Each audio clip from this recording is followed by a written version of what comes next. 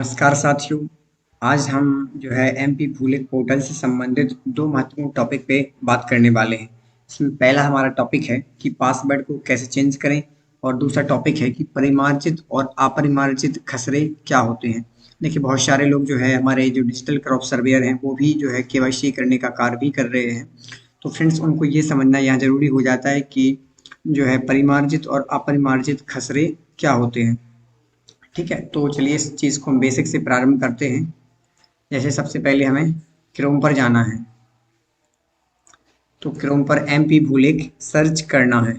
ठीक है, MP भूलेख search करने के बाद आपको यहाँ पे मध्य प्रदेश लिखा दिखाई देगा। हम यहाँ पे क्लिक करेंगे, तो यहाँ पे जैसे ही क्लिक करेंगे तो एक डैशबोर्ड हमारे सामने ओपन हो जाएगा। तो यहाँ पे पब्लिक एज यूजर रजिस्टर्ड से अपनी लॉगिन आईडी बनाना है। इसके बाद हमको यहाँ पे रजिस्टर्ड करना है। तो लॉगिन आईडी कैसे बनाना है इसके लिए मैं ऑलरेडी वीडियो डाल डाल दिया है, और ई केवाईसी कैसे करना है इसके लिए भी वीडियो डाल दिया है। ये वीडियो बेसिकली इसके लिए बनाया गया है कि हमें गलती क्या नहीं करनी है।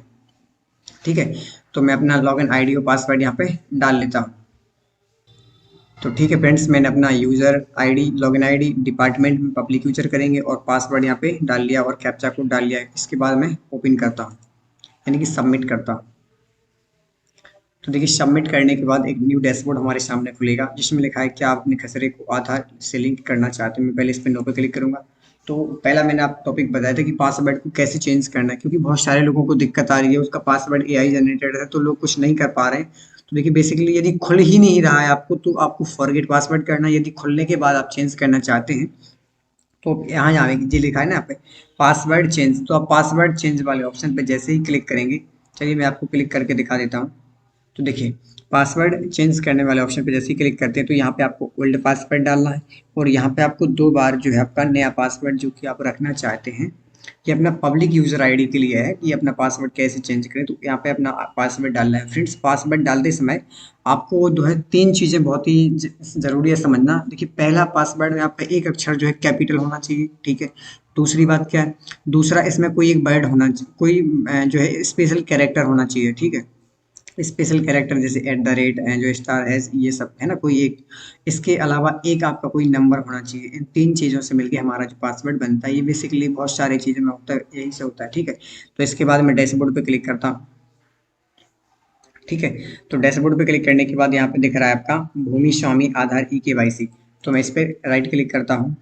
तो राइट क्लिक करने के बाद बेसिकली हम यहाँ पे दिख जाता है भूमि ई स्वामी आधार ई केवाईसी। तो फ्रेंड्स, आपको एक चीज़ मैं पहले ही बता दूं कि जो ई केवाईसी करने का काम है ये हमें सिर्फ परिमार्जित खातों की ई केवाईसी करना है। तो अपरिमार्जित खातों की ई केवाईसी नहीं करना है। और चलिए मैं आपको ये भी समझाने का प्रयास करता हूँ कि परिमार्जित और अपरिमार्जित खाते यानी खसरा नंबर क्या होते हैं। तो चलिए हम अपने जिले को सिलेक्ट कर लेते हैं, कोई भी बेसिकली अपना जिला चूज करके यहाँ पे दिख सकता है परिमार्जित और अपरिमार्जित खाते, और उसका सॉल्यूशन क्या है तो मैं वो भी आपको बताने वाला हूँ। बने रहिए मेरे साथ अंत तक। कोई भी गांव यहाँ पे आप चूज करते हैं रैंडमली, और चलिए हम खसरा नंबर वाइज यहाँ पे सिलेक्ट करते हैं। आप चाहें तो भूस्वामी के अकॉर्डिंग भी यहाँ से जा सकते हैं कि नाम से किसी का सर्च कर सकते हैं। तो चलिए, जैसे कोई खसरा नंबर है, जैसे यहाँ पे क्लिक किया मैंने, तो कोई एक रेंडमली खसरा नंबर ले लिया।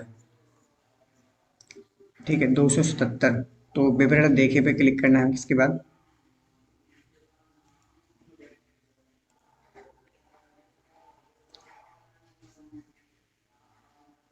तो फ्रेंड्स, आप इधर नीचे देख सकते हैं कि आप जैसे ही नीचे की ओर स्क्रॉल करेंगे यानी कि नीचे की ओर खिसकाएंगे, तो इधर जैसे भूस्वामी का आपको नाम दिखेगा। जैसे इधर दिख रहा है नाम ABC, कुछ भी नाम दिया गया हो इधर दिख रहा है ना। तो इधर आपको एक चीज नोट करना है, जैसे ही यदि किसी भूस्वामी के नाम में एक नाम के अलावा यदि दूसरा नाम यदि उसके पापा का है तो कोई दिक्कत नहीं है उसके, क्योंकि पापा तो सभी के हों, है ना। तो नाम हो सकता है तनय के बाद कुछ भी। यदि केवल सिंगल नाम मतलब आ रहा है कि कॉमन अलग अलग, तो यहाँ पे आपको मान के चलना है कि ये परिमार्जित खाता है। परिमार्जित का मतलब ये है कि वो उनका सेपरेट खाता यानी कि अलग अलग खाता हो गया है। तो इनकी हम ई केवाईसी करेंगे। जैसे मैंने इस फर्स्ट वाले पे क्लिक कर दिया तो इनकी ई केवाईसी जो हमें कर सकता हूँ, उसके लिए हमें कुछ नहीं करना है, सिर्फ नीचे स्क्रॉल करना है। और यहाँ पे जो ई केवाईसी का ऑप्शन दिया रहता है, देखिए ये पॉइंटर हिलाने के बाद यहाँ पर दिख रहा होगा आपको। तो यहाँ से हम इनकी ई केवाईसी की आगे की प्रोसेस स्टार्ट कर सकते हैं। ठीक है, तो फ्रेंड्स, और ये तो हो गया क्या है, परिमार्जित खाता। परिमार्जित खाते की ई केवाईसी करना, ये बात आप नोट करके रख लीजिए। यदि आपने किसी अपरिमार्जित खाते की ई केवाईसी कर दी तो फ्रेंड्स उस किसान को जो है बहुत समस्या होने वाली है। तो फ्रेंड्स आप करने से पहले 1000 बार सोच लेना कि मैं परिमार्जित खाते की ही कर रहा हूँ या अपरिमार्जित खाते की। अब भाई अपरिमार्जित खाता क्या होता है, तो चलिए हम वो समझते हैं। तो उसके लिए मैं कोई दूसरा खसरा नंबर सेलेक्ट करता हूँ यहाँ से। जैसे मैंने ऑलरेडी देख रखा था आपको समझाने के लिए, जैसे खसरा नंबर 213, मैं यहाँ पे विवरण देखे पे क्लिक करता हूँ मैं। ठीक है फ्रेंड्स, तो अब यहाँ पे देख लीजिए, जैसे इस खसरे नंबर पर एक व्यक्ति का नाम नहीं है। इस पर जैसे जो भी नाम लिखा हो मैं पढ़ना नहीं चाहूँगा, क्योंकि ये किसी की प्राइवेसी है। खोल कोई भी सकता है बट ये प्राइवेसी है, तो मैं इसको नाम पढ़ना नहीं चाहूँगा। बट यहाँ पे आप देख सकते हैं मैंने हाइड भी कर रखा है इसको। बहुत सारे लोगों के यहाँ पे नाम दिए गए। तो फ्रेंड्स ये खाता अपरिमार्जित खाता है और इस खाते की हमें ई केवाईसी बिल्कुल नहीं करना है। यदि आपने गलती बस किसी भी व्यक्ति के खसरे नंबर की जो कि अपरिमार्जित है उसकी ई केवाईसी कर दी, तो फ्रेंड्स इसमें आपने वो बहुत बड़ा फंसा दिया है उस किसान को। क्योंकि जब अपरिमार्जित जो मतलब खाता है किसी का, अब उसकी ई केवाईसी कर देते हैं, तो ये मान लीजिए जैसे एक जमीन है वो 4 लोगों के खसरा नंबर, 4 लोगों के नाम रजिस्टर्ड है। अब आपने उस पर सिर्फ ई केवाईसी में मतलब ये होता है कि उसका मोबाइल नंबर और आधार नंबर ये उसकी जानकारी उससे लिंक हो जाती है। वो व्यक्ति जो जमीन है वो 4 लोगों के नाम है, उस पर सिर्फ एक आदमी का आपने आधार कार्ड जो है रजिस्टर्ड आधार कार्ड नंबर ओटीपी वगैरह लगा दिया है।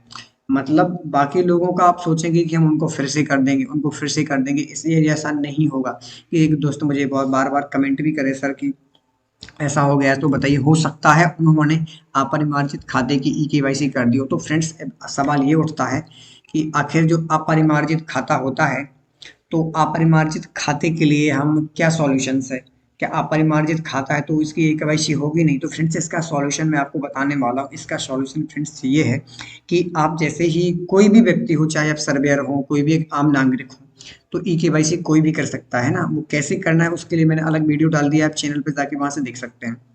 लेकिन अपरिमार्जित खाते का सॉल्यूशन क्या है कि आप जैसे ही करते हैं तो इसका एक फोटो निकालिए अपने मोबाइल में, और इस फोटो को जो आपके हल्के की पटवारी हैं उनको आप भेजिए और उनसे रिक्वेस्ट कीजिए कि सर ये व्यक्ति का खसरा नंबर है और ये है उसका स्क्रीनशॉट, और इस व्यक्ति का जो खाता है वो अपरिमार्जित है। वो खुद ही समझ जाएंगे इस चीज़ को बेसिकली, क्योंकि वो पटवारी जी हैं, हम तो एक आम नागरिक हैं। तो वो बेसिकली समझ जाएंगे और आपका जो है इसको अपरिमार्जित करने का प्रयास करेंगे, यानी ट्राई करेंगे, वो कर भी देंगे इसको, है ना, आपके कहने पे। तो अपरिमार्जित हो जाएगा। तो इसके बाद जो नाम है, मैं चलो एक और आपको सैंपल दिखा देता हूँ परिमार्जित खाते का।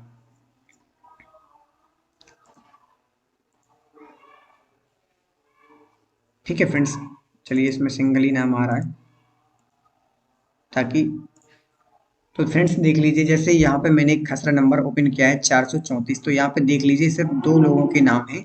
तो भूस्वामी में सिर्फ सिंगल व्यक्ति ही आपको दिखाई देगा, जैसे जो भी XYZ नाम लिखा हो आप देख सकते हैं। तो फ्रेंड्स ये परिमार्जित खाता है। मैं इनकी केवाईसी करने का प्रयास करूंगा। तो देखिए हमें इसके लिए कुछ नहीं करना है, सिर्फ बेसिकली यहाँ पे क्लिक करना होता है इस पॉइंटर पे, और इसके बाद ई केवाईसी वाले ऑप्शन पे जैसे ही मैंने क्लिक कर दिया तो यहाँ पे आ गया आधार संख्या ओटीपी। तो हम जैसे ही यहाँ पे ओटीपी डालेंगे, ठीक है, सॉरी आधार कार्ड नंबर डालेंगे। आधार कार्ड नंबर डालने के बाद जो आधार कार्ड से मोबाइल नंबर रजिस्टर्ड होगा वो उस मोबाइल नंबर पर ओटीपी जाएगा। उसका ओटीपी डालने के बाद आपका जो है इधर एक नीचे लिस्ट नाम इधर आ जाएगा। ठीक है, इधर आने के बाद आपको क्या करना है कि उसमें एक मोबाइल नंबर के लिए स्थान ब्लिंक करेगा। चलिए मैं वो भी आपको दिखा देता हूँ। 376 है ना। ठीक है फ्रेंड्स, तो देखिए इस तरह से जिसका ई केवाईसी संपन्न हो जाता है तो इस तरह से नीचे आ जाता है। तो फ्रेंड्स यदि इधर मोबाइल नंबर नहीं है तो आपको 2 बार ओटीपी इसमें लगाना होता है। एक बार आधार नंबर इनपुट करने के बाद और दूसरा मोबाइल नंबर इनपुट करने के बाद, इसके बाद आपका ई केवाईसी जो है संपन्न माना जाता है। तो फ्रेंड्स हमारा वीडियो कैसा लगा इसकी हमें इसके लिए हमारे चैनल को लाइक एंड सब्सक्राइब कर लीजिए, और यदि मेरी वीडियो में आपको कोई कमी लगती है तो आप मुझे कमेंट बॉक्स में बताइए ताकि अगली वीडियो में उसको सुधार सकूं। और ई केवाईसी के लिए हमें जो भी प्रोसेस है पूरी अच्छी तरीके से, उसके लिए मैंने अलग से वीडियो डाल रखा है। यदि कोई भी आपको समस्या होती है तो आप मेरे चैनल पर मुझको बता सकते हैं। थैंक यू फ्रेंड्स, सब्सक्राइब कीजिए। Thank you.